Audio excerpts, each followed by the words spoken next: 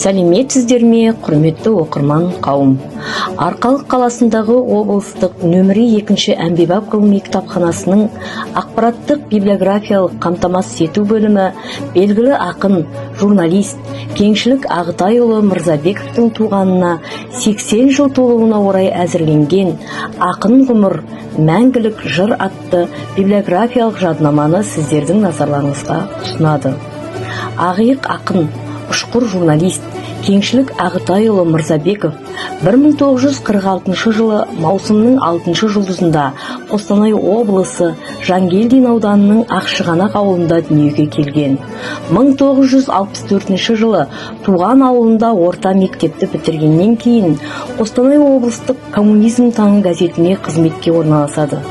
Жас тілші атанған ол Киров атындағы мемлекеттік университетінің журналистика факультетіне сырттай оқуға түсіп, оны бітірген соң Қостанай таңы, Жас Алаш, Егемен Қазақстан газеттерінде, Парасат журналында қызмет атқарған.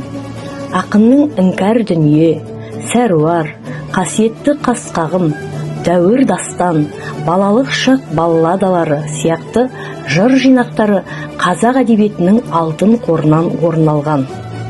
Оның өлеңдерінде туған жерге сүйіспеншілік, өмірге құштарлық, адамгершілік пен ұлттық рух кеңінен жырланады.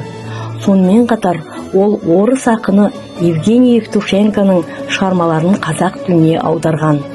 Қазақ поэзиясында өзіндік қолтаңбасы бар сыршыл ақын ретінде танылған Кеңшілік Мырзабековтың шығармалары бүгінгі күні де оқырманын терең ойға жетелеп, рухани құндылығын жоғалтқан жоқ. Құрметті оқырман қауым, ақын Кеңшілік Ағытайұлы Мырзабековтың туғанына 80 жыл толуына орай дайындалған жаднамамен толық танысып, өздеріңізге қажетті мәліметтерді біздің бөлімнен келіп ала аласыздар.